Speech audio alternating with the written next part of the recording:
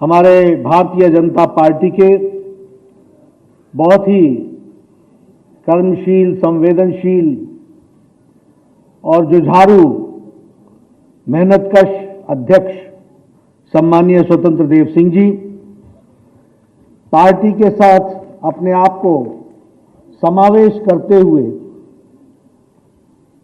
हमारे वरिष्ठ नेता और उत्तर प्रदेश के प्रभारी और बिहार से सांसद और पूर्व मंत्री सम्मानीय राधा मोहन सिंह जी, हमारे सह प्रभारी श्री वाई सत्या कुमार जी, जो हमारे यहाँ के राष्ट्रीय मंत्री और सह प्रभारी हैं, हमारे दिनेश शर्मा जी जो हमारे उप मुख्यमंत्री, केशव प्रसाद मौर्य जी हमारे उप मुख्यमंत्री, हमारे महामंत्री और आज के कार्यक्रम के मंच संचालक गोविंद शुक्ला जी, हमारे दुष्यंत जी राष्ट्रीय महामंत्री, हमारे अरुण सिंह जी हमारे राष्ट्रीय महामंत्री, और यहाँ लखनऊ में भारत रत्न सम्मानीय अटल बिहारी वाजपेयी जी की कर्मस्थली में उपस्थित हमारे सभी प्रबुद्ध नागरिक सज्जन बंधुओं, मीडिया के मेरे साथी, प्रिंट मीडिया और इलेक्ट्रॉनिक मीडिया के साथी और वरिष्ठ पत्रकार बंधु, मुझे आज भगवान श्री राम जी की जन्मस्थली उस प्रदेश में आने का मौका मिला। भगवान श्री कृष्ण भगवान जी की कर्मस्थली, हमारे महापुरुषों के द्वारा जो दुनिया को दृष्टि दी गई ऐसी कर्मस्थली में आने का सौभाग्य मिला है। मैं ऐसी धरती को नमन करता हूं और आशीर्वाद लेता हूं। महर्षि वेदव्यास जी की धरती, हमारे संत रविदास जी की धरती, और अगर हम वैचारिक पृष्ठभूमि पर देखें तो महामना पंडित मदन मोहन मालवीय जी की धरती, हमारे लाल बहादुर शास्त्री जी की धरती, हमारे वैचारिक दृष्टि से कार्य को आगे बढ़ाने वाले सम्मानीय दीनदयाल जी की धरती और भारत रत्न अटल बिहारी वाजपेयी जी की कर्मस्थली को मैं नमन करता हूं और उनसे आशीर्वाद लेकर के आप सबसे अपनी वक्तव्य को शुरू करता हूं। मित्रों, कल ही आज तक का और कार्वी इनसाइट्स का एक पॉल सर्वे आया है, जिस सर्वे में देश के प्रधानमंत्री सम्माननीय नरेंद्र मोदी जी को आज तक का सबसे लोकप्रिय प्रधानमंत्री के रूप में देखा गया है और उनको लोकप्रियता सबसे अधिक हमको देखने को मिली है। साथ ही साथ दूसरे नंबर पर सबसे लोकप्रिय प्रधानमंत्री आजाद भारत में भारत रत्न श्रीमान अटल बिहारी वाजपेयी जी को मिला। उसके बाद काफी नीचे आकर के नंबर आता है इंदिरा गांधी जी का और सबसे अंत में आता है जवाहरलाल नेहरू जी का। ये पॉल सर्वे में एक बात और देखने की है इस सर्वे में कि 17 साल जवाहरलाल नेहरू जी को प्रधानमंत्री रहने का मौका मिला, 14 साल इंदिरा गांधी जी को मौका मिला, अटल जी को टुकड़ों में 6 साल मौका मिला और हमारे मोदी जी ने तो अभी 6 साल ही कंप्लीट किए हैं, लेकिन हमारी दृष्टि हमको देखना चाहिए। और मैं आपके साथ खुशी के साथ ये इजहार करना चाहता हूं कि नंबर 1 मुख्यमंत्री में पॉल सर्वे में श्रीमान योगी आदित्यनाथ जी आते हैं। इनको भी मैं बधाई देता हूं।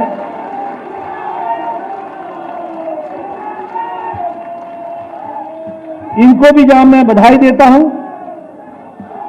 वहीं हम सब लोगों को ये सोचने के लिए,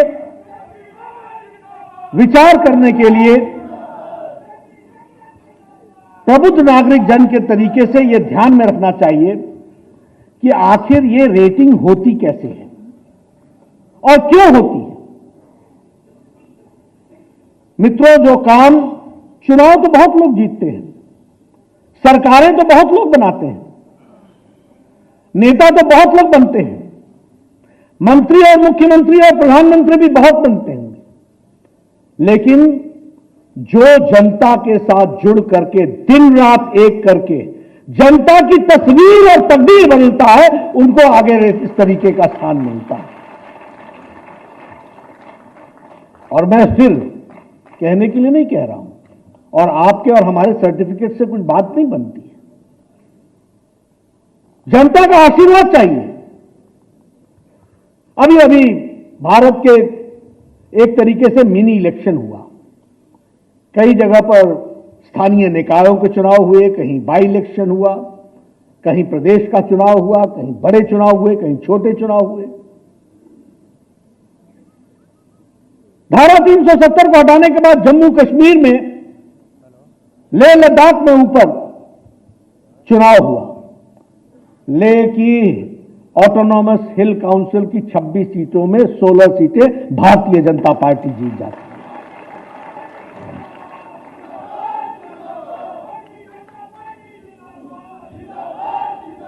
नरेंद्र मोदी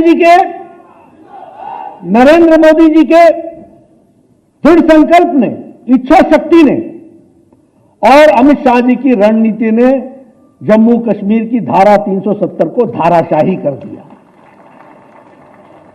वर्षों से हम नारे लगाते थे, एक देश में दो निशान, दो विधान, दो संविधान, दो प्रधान नहीं चलेंगे, लेकिन रणनीति के तहत यह धाराशाही हुआ। क्या कहा कांग्रेस ने? खून खराबा हो जाएगा, खून की नदियां बहेंगी, गुपकर का रिजोल्यूशन, प्रस्ताव, इकट्ठे हो जाओ। कोई चीन की बात करे, कोई बोले ये झंडा तो तब उठाऊंगा जब ये झंडा की बात बनेगी। और कहा चुनाव में आना, चुनाव में देखेंगे। वहां के चुनाव के नतीजे ने बता दिया है कि कांग्रेस, नेशनल कॉन्फ्रेंस और पीडीपी तीनों इकट्ठी होकर के आ जाए, बीजेपी उनके वोट शेयर में आगे निकल गई। यह हमको ध्यान में रखना चाहिए। बांदीपुरा में हम जीते, श्रीनगर में हम जीते। ये कौन से इलाके हैं? जम्मू कश्मीर में हम जीते और सबसे ज्यादा सीटें लेकर के आई तो भारतीय जनता पार्टी लेकर के आई। ये हमको समझना चाहिए। कहां गए वो खून खराबे वाले? क्या कहते थे, क्या विचार था? वहां से लेकर के आप नीचे आ जाइए, तेलंगाना की बात करते हैं। तेलंगाना में दुबाका सीट का बाई इलेक्शन था। ऊपर मुख्यमंत्री की सीट है, उस दुबाका के ऊपर बाएं तरफ बेटे की सीट है और नीचे दामाद की सीट है। तीन तरफ से घिरा हुआ है और बीजेपी ने बाई इलेक्शन में दुबाका में धमाका कर दिया। यह हमको ध्यान रखना चाहिए।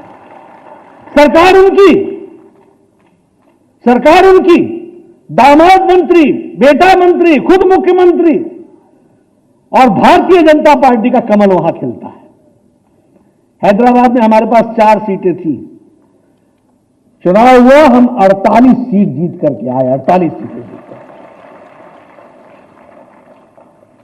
कर्नाटक में हम लोगों ने 18,000 वार्ड जीत लिए, मैक्सिमम नंबर। कर्नाटक में 2 विधानसभाओं की सीट हुई, दोनों की दोनों विधानसभा की सीट बीजेपी ने जीती। मध्य प्रदेश में 28 में से 22 सीटें जीती। उत्तर प्रदेश में से 7 में से 6 सीटें जीत ली। और वो कौन सी सीट थी सददेव जी, जो हमने कभी नहीं जीती थी? बांगर में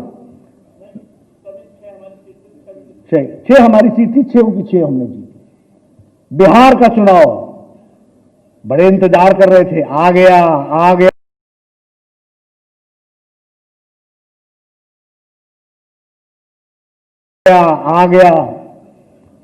बाद में चला गया और भारतीय जनता पार्टी का कमल खिल गया। सबसे हाई स्ट्राइक रेट रही तो वो भी हमारी बिहार में रही। मणिपुर में 5 में से 4 सीटें बीजेपी जीतती है। अरुणाचल प्रदेश में सारे का सारी सीटें 82% सीट्स भारतीय जनता पार्टी का कमल खिलता है। नॉर्थ ईस्ट में यह समझना चाहिए।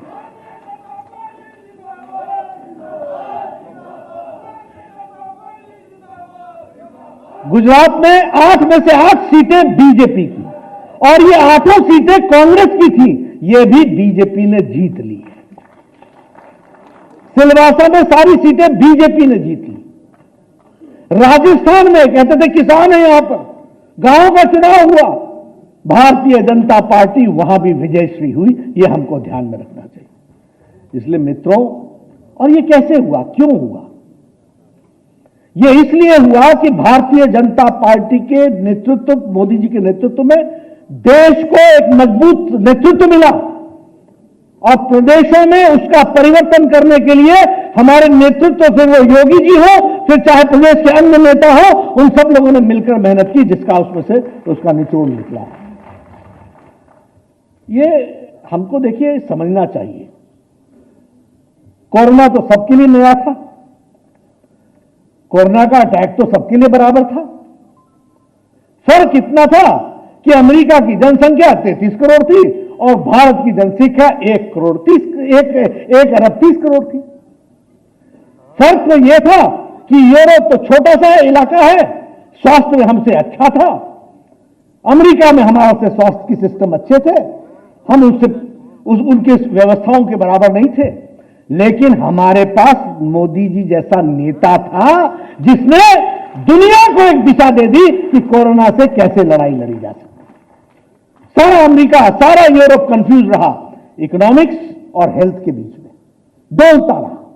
लॉकडाउन लगाएं कि नहीं लगाएं, बचाएं कि नहीं बचाएं। नतीजा क्या हुआ? अच्छी स्वास्थ्य सेवाएं भी चरमरा गई और वो अपने आप को असहाय महसूस करने लगे। चुनाव का कारण बना, अमेरिका के अंदर मुद्दा बना, और चुनाव में हमको मालूम है कि इस तरीके से उनको दिक्कतें आई। लेकिन प्रधानमंत्री मोदी जी, मुझे याद है पार्लियामेंट में कोरोना के आने के पहले 5-7 दिन पहले वो जब बैठे थे तो उन्होंने हम चर्चा में कहा, मैं अस्वस्थ हूं, मैं कुछ देख रहा हूं, मुझे लग रहा है कुछ ना कुछ करना पड़ेगा। ये जो रिपोर्ट्स आ रही हैं इसमें हमको कुछ ना कुछ देखना पड़ेगा। वो देख सकते थे।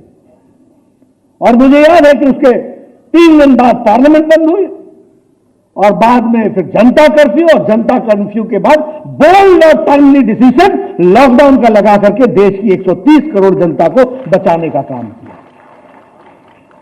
उस समय हमारे पास 1500 पर डे टेस्टिंग कैपेसिटी थी, 1500। एनआईवी पुणे में, national institute of virology Pune में लैब थी।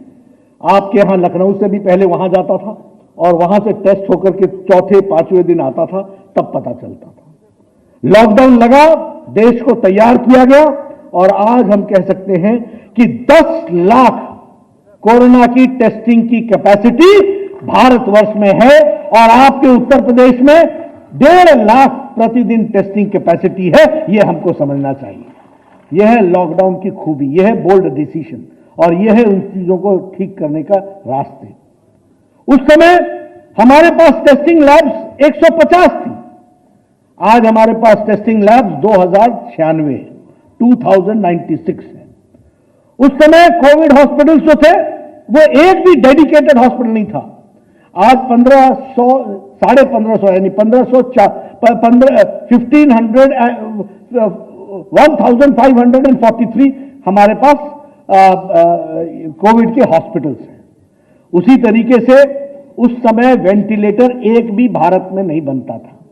आज 3 लाख वेंटिलेटर आत्मनिर्भर भारत में बन रहे हैं।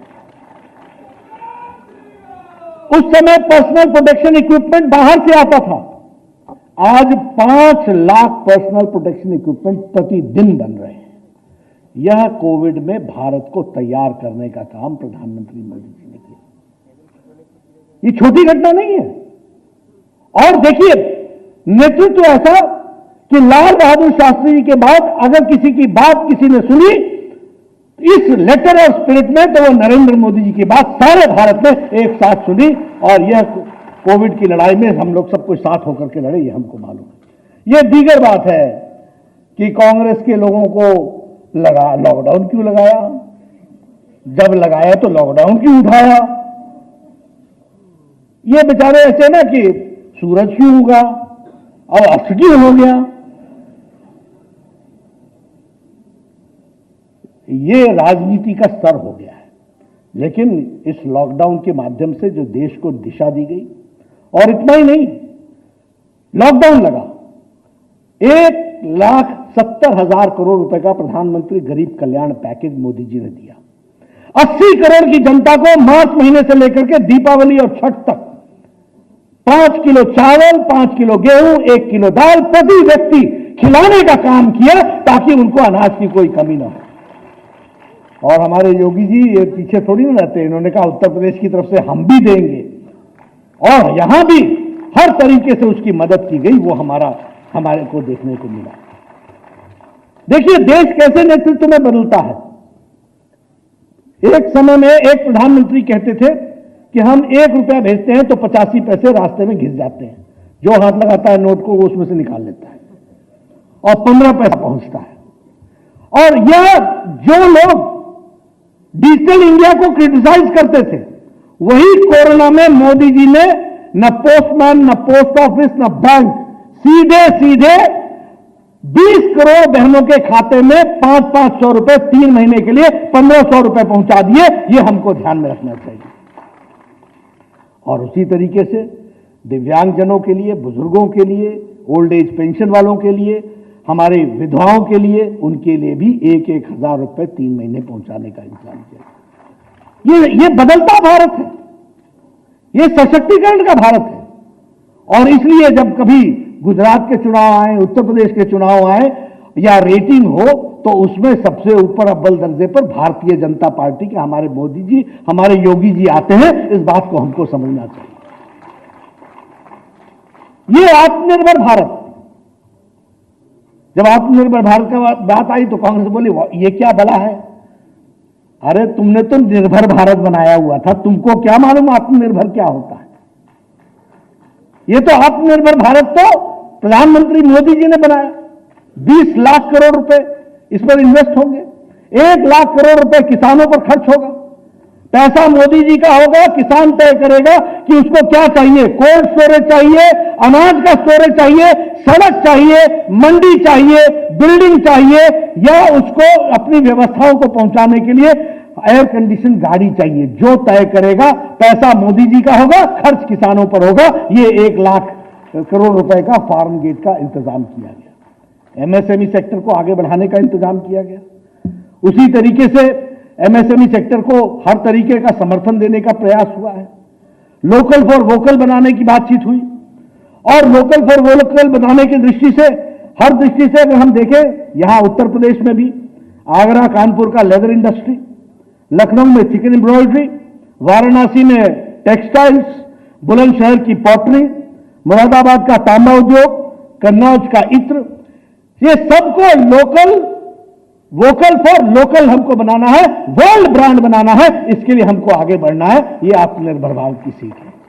और योगी जी ने तो कहा है कि हम हर जिले में एक न एक सामान को हम उसके साथ वोकल फॉर लोकल करेंगे। और मैं कहता हूं कि ये इस काम में आगे बढ़े, यह उत्तर प्रदेश की आर्थिक तस्वीर बदल डालेगा। इसको हमको समझना चाहिए। ये आत्मनिर्भर भारत है। मित्रों, इतना ही नहीं है, जब कोविड आया तो भारतीय जनता पार्टी भी पीछे नहीं रही। अगर 24 करोड़ लोगों को प्रधानमंत्री जी के आह्वान पर, अगर 24 करोड़ लोगों को हम लोगों ने फूड पैकेट पहुंचाए और उनकी सुविधा की व्यवस्था की, सैनिटाइजर पहुंचाया, करोड़ों की संख्या में हमने फेस कवर बनाए, जहां फेस कवर नहीं मिलता था वहां महिला मंडल, महिला मोर्चा, एनजीओ, सेल्फ हेल्प ग्रुप में मिलकर करोड़ों की संख्या में फेस कवर बनाए, नए नए डिजाइन के फेस कवर बनाए, एक नया क्रांति ला करके खड़ी की है। वहीं उत्तर प्रदेश भी पीछे नहीं रहा। 4 करोड़ 32 लाख फूड पैकेट बीजेपी उत्तर प्रदेश ने बांटा। ये हमको ध्यान में रखना चाहिए। राशन किट बांटे लगभग 41 लाख, मोदी किट 41 लाख बांटे गए। यानी सरकार तो आगे आई, पार्टी भी उसमें अपने आप को जोड़ा। मास्क लगभग 1 करोड़ मास्क बांटे गए हैं। ये उत्तर प्रदेश की बात कर रहा हूं। और आरोग्य सेतु में 2 करोड़ से ज्यादा लोगों को उत्तर प्रदेश में जोड़ा गया। मैं भारतीय जनता पार्टी की उत्तर प्रदेश की शाखा को और हमारे स्वतंत्र देव जी को और उनकी टीम को मैं बधाई देना चाहता हूं कि आपने और सभी विधायकों ने, सब लोगों ने मिलकर के इस काम को आगे बढ़ाया है। इसके लिए मैं इनको बहुत बहुत बधाई देना चाहता हूं। अगर मैं उत्तर प्रदेश की बात करूं तो इन्वेस्टर्स मीट जो हुआ उसमें लगभग 4 करोड़ 68 लाख करोड़ रुपए का एमओयू हुआ। मुझे बताया गया है कि 3 लाख करोड़ का जो एमओयू हुआ था वो उसका ग्राउंड ब्रेकिंग सेरेमनी होकर के काम शुरू हो गया है। मुझे यह भी बताया गया कि 33 लाख लोगों को इसमें रोजगार मिलेगा। यह बदलता उत्तर प्रदेश है जिसको हमको समझना चाहिए। और उसी तरीके से 8 लाख एमएसएमई सेक्टर के लोगों को भी इसमें अपनी इंडस्ट्री को आगे बढ़ाने का इंतजाम किया गया है, जिसको हम वोकल फॉर लोकल के साथ जोड़ सकते हैं, उसको भी हमको समझना चाहिए। मित्रों, जब स्वच्छ भारत का स्कीम प्रधानमंत्री जी ने लॉन्च की थी तो उस समय क्या बोलते थे, लाल किले के प्राचीर से खड़ा होकर के प्रधानमंत्री जी सफाई की बात कर रहे हैं। अरे तुम क्या जानो सफाई का अर्थ क्या होता है, स्वच्छ भारत का अर्थ क्या होता है, ये इज्जत घर का मतलब क्या होता है, ये टॉयलेट्स का मतलब क्या होता है, ये ओडीएफ का मतलब क्या होता है। लगभग 11 करोड़ टॉयलेट्स इस देश में स्वच्छ भारत के तहत प्रधानमंत्री मोदी जी ने बनाया है। और उत्तर प्रदेश में 1 करोड़ 95 लाख टॉयलेट्स बने, यानी 2 करोड़ टॉयलेट्स बने। और यह उत्तर प्रदेश की बहनों को सौगात भी है और यह उनके सशक्तिकरण का बहुत बड़ा परिवर्तन का माध्यम है, जिसको हमको समझना चाहिए। मित्रों, कहना अच्छा नहीं लगता, गांव का रहने वाला हूं, उत्तर प्रदेश की सड़कों पर बहुत बार घूमा हूं। लोग, बहनें हमारी सूर्योदय से सूर्यास्त का इंतजार करती थी अपने नित्य क्रम के लिए। क्या मैं सच बोल रहा हूं कि नहीं बोल रहा हूं? यह आजाद भारत की तस्वीर थी, 2014 तक की तस्वीर थी। उत्तर प्रदेश में 1 करोड़ 95 लाख इज्जत घर बने हैं, यानी 1 करोड़ 95 लाख बहनों को इज्जत देने के साथ साथ सम्मान देने का काम हुआ है, उसको हमको समझना चाहिए। और सारे देश में 11 करोड़, और आज India is total ODF free, 100% free. यह परिस्थिति आखिर की खड़ी हुई। मैं तो स्वास्थ्य मंत्री रहा हूं, इसका असर डायरिया पर पड़ता है, इसका असर डिजीजेस पर पड़ता है, इसका असर जॉन्डिस पर पड़ता है, इसका असर वाटरबोर्न डिजीजेस पर पड़ता है। ये सिर्फ, इसको आप इज्जत घर मत मानिए, इसको सिर्फ टॉयलेट मत मानिए। ये हेल्थ के लिए एक बहुत बड़ा सूचकांक है जो हेल्थ के इंडिकेटर्स को आगे ठीक करेगा। ये हमको समझना चाहिए। अगर मैं बात करूं जनधन योजना की, इसका भी मजाक बनाया गया। मोदी जी खाते खुलवा रहे हैं, मोदी जी खाते खुलवा रहे हैं। अरे मिसेस गांधी ने 1971-72 में बैंक नेशनलाइज किए थे, 71-72, और क्या कहा था कि यह गरीबों के लिए दरवाजा खुलेगा। क्या दरवाजा खुला कि गरीब इसकी दहलीज पार ही नहीं कर पाया, बैंक की दहलीज। गरीब तो गया ही नहीं वहां, गरीब तो रह गया सूदखोर के बीच में, उसी से पैसे लेता हुआ। आपको मालूम है 2014 में खाता धारक कितने थे? 2.25 करोड़, और आज लगभग 50 करोड़ खाता धारक है, और जनधन योजना में 40 करोड़ है। इस बात को हमको समझना चाहिए।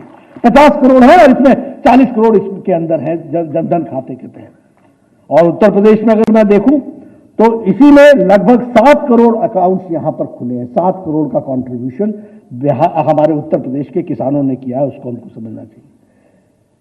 मैं अभी सुबह बूथ के फंक्शन में बोल रहा था, मैंने वहां भी कहा, मैं यहां भी कहूंगा, यह गैस का कनेक्शन सिर्फ गैस का कनेक्शन नहीं है मित्रों। आपको लगता होगा यह गैस का कनेक्शन है, और इसकी संख्या भी 8 करोड़ है।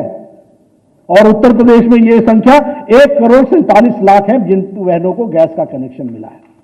मैं नहीं जानता आप लोग गांव के साथ कितना जुड़े हुए हैं, लेकिन मैं गांव से जुड़ा हुआ हूं।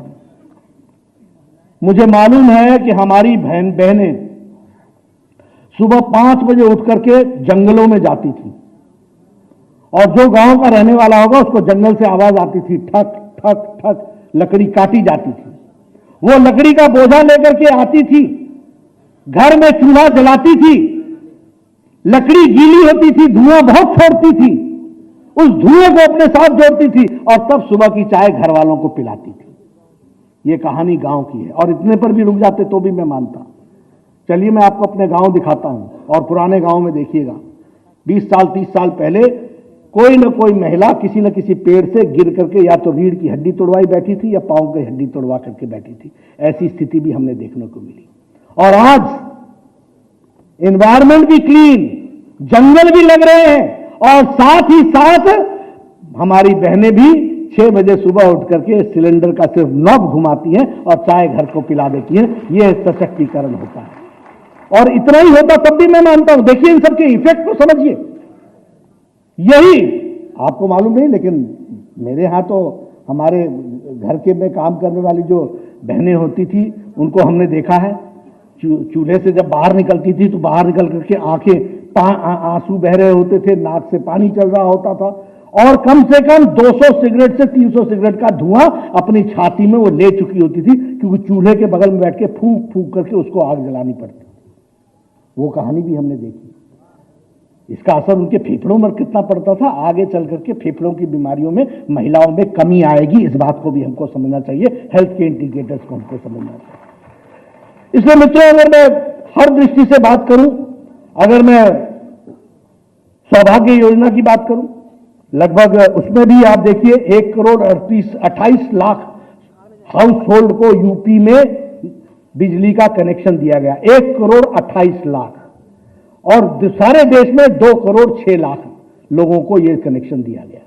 अब फिर मैं ये कहूंगा, मुझे नहीं मालूम आपको कितना मालूम है और आप कितना जुड़े। हमारे यहां जब गांव में कोई नया मकान बनाता था और उसका मकान अगर 50 मीटर दूर होता था, क्योंकि वो अपने खेतों में बनाएगा गांव में मकान, तो उसको बिजली का कनेक्शन लेना होता था तो जेई पूछता था, तार है तेरे पास?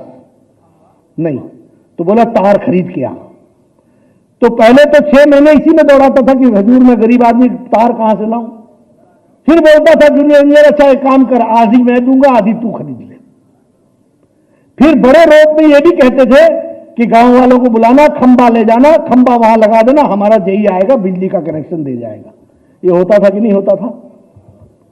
आज सौभाग्य योजना में मोदी जी ने कहा घर का कनेक्शन लगाने का काम आपका और बिजली और खंबा देने का काम सरकार का। हम आपको बिजली लगाएंगे और 1,28,00,000 लोगों के घरों में उत्तर प्रदेश में बिजली का इलेक्ट्रिफिकेशन होगा। अब बिजली सिर्फ बिजली नहीं होती है, बिजली का मतलब विकास होता है, बिजली का मतलब पढ़ाई होती है, बिजली का मतलब टेलीविजन होता है, बिजली का मतलब फ्रिज होता है, बिजली का मतलब विकास के दृष्टि से उसके योजन होता है, ये एम्पावरमेंट होता है, जिस काम के लिए हम वर्षों तक वंचित रहते थे। 18,000 गांव 2014 तक बिजली के बगैर थे। 18,000 विलेजेस। मोदी जी ने तय किया कि 1,000 दिनों के अंदर ये सारे के सारे इलेक्ट्रिफाइड हो जाएंगे। हुए। जब नीतियां तय होती हैं और नीतियों को जब हम आगे बढ़ाते हैं तो उसमें से जरूर काम होकर के आगे बढ़ता है। उसी तरीके से लगभग 8,56,00,000 लोगों को प्रधानमंत्री किसान सम्मान निधि में किस्तें दी गई हैं। 2,000 रुपए अभी अभी उनके 18,000 करोड़ रुपए का ट्रांसफर हुआ किसानों के लिए। यह छोटी घटना नहीं है मित्रों, इसको समझना होगा कि यह किसान से के लिए कितने हद तक और किस तरीके से यह परिवर्तन लाने में अपना योगदान कर रहा है, वो हमको समझना चाहिए। उत्तर प्रदेश की बात करूं अगर विकास के दृष्टि से, तो मैं कई बार, ये बड़ा प्रदेश है इसलिए यहां बड़े काम होते हैं और बड़े काम होने भी चाहिए, लेकिन मैं एक बात देखता हूं कि योगी जी जिस तरीके से केंद्र की स्कीमों में पूरा योगदान करते हैं और इनको जो योगदान मोदी जी का आशीर्वाद मिलता है उसके चलते जो विकास होता है उसको भी समझना चाहिए। न्यू भावपुर से लेकर खुर्जा के सेक्शन की ईस्टर्न डेडिकेटेड बना है, इसका इनॉग्रेशन फ्रेट कॉरिडोर बना है, इसका इनॉग्रेशन प्रधानमंत्री जी ने 29 दिसंबर को किया है। अभी जो इंडस्ट्रियल प्रोजेक्ट्स का पैकेज हुआ है उसमें 7,725 करोड़ रुपए नेशनल इंडस्ट्रियल कॉरिडोर के लिए आपको मिल रहा है, जो लगभग 2.8 लाख जॉब्स को क्रिएट करेगा।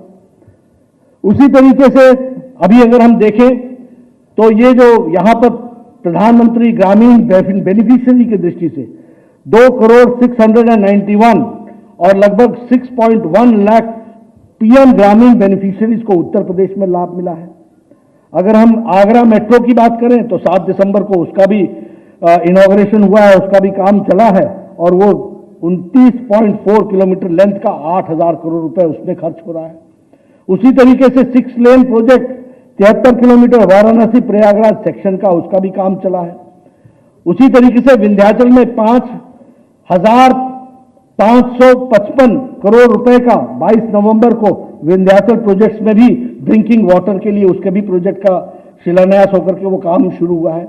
एक जिसको बोलते हैं कि एक तरीके से झड़ी लगी हुई है कार्य के विकास की दृष्टि से। मैंने पहले ही बताया आपको, यहाँ किसान में अपने टॉयलेट्स की दृष्टि से स्वच्छ भारत में कितना काम हुआ है। साथ ही साथ अगर उत्तर प्रदेश की बात करें तो विकास की तो कहानी है ही, लेकिन लॉ एंड ऑर्डर में भी उत्तर प्रदेश ने एक अपना परिवर्तन दिखाया है। इसको भी हमको समझना चाहिए। कहना अच्छा नहीं लगता, लेकिन इसके पहले भी सरकारें थी। ये सरकार आएगी तो इनकी गुंडागर्दी चलेगी, वो सरकार आएगी तो उनकी गुंडागर्दी चलेगी। ये क्या तरीका था? क्या साधारण आदमी कहां जाए, कभी सोचा था? लेकिन हां, हम ये बड़े गौरव के साथ कह सकते हैं कि योगी जी के नेतृत्व में लॉ एंड ऑर्डर की सिचुएशन, ये तो छोड़िए, नेताओं को भी समझ में आ गया कि लॉ एंड ऑर्डर होता क्या है। और जीरो टॉलरेंस, ट्रांसपेरेंसी के साथ काम और इन्वेस्टमेंट की दृष्टि से पूरी योजनाओं के साथ काम को आगे बढ़ाने का काम किया है। इसलिए मित्रों, हम विकास की दृष्टि से हम बहुत सी बातें आपसे कह सकते हैं।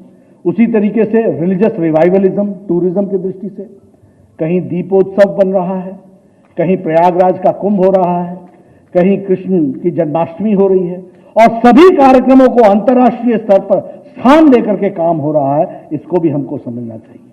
तो यह भी जो जिसको हम कहते हैं कि एक रिवाइवलिज्म की दृष्टि से जो काम हुआ है वो बहुत ही सराहनीय है। मित्रों, मैं अपने सभी लोगों से ये जरूर कहना चाहता हूं कि देखिए, जिंदा समाज वो होता है जो अच्छे लोगों को शाबाशी दे,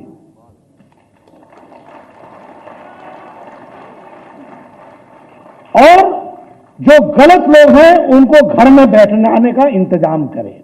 इसको जिंदा समाज कहते हैं। हम तो काम कर सकते हैं, भारतीय जनता पार्टी की तरफ से तो हम सरकार के साथ खड़े होकर के दिन रात काम कर सकते हैं।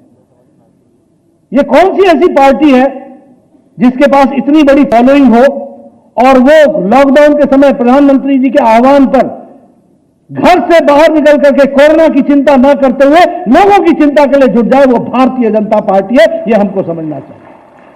और छोटा काम नहीं किया। 25 करोड़, 20 करोड़ फूड किट और 25 करोड़ फूड पैकेट प्रतिदिन, घरों से 500 फूड पैकेट बनकर के निकलना और वो निकल करके लोगों तक देना।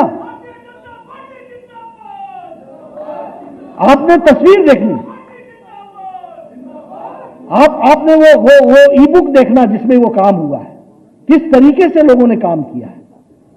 तो सारी पार्टियां, उस दिन तो लॉकडाउन थी, अभी तक लॉकडाउन है, सिवाय प्रेस कॉन्फ्रेंस करने के सिवाय और कुछ नहीं करते, कुछ नहीं करते, आज भी नहीं करते।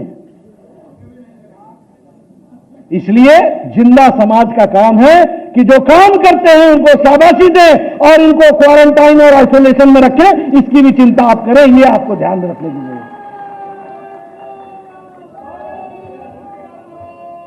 जो बोले सोनियाल, बोलो भारत माता की, भारत माता की। तो मित्रों, जय श्री राम। मित्रों, मैं आपसे एक ही निवेदन करने आया हूं। ये अटल जी की कर्मस्थली रही है।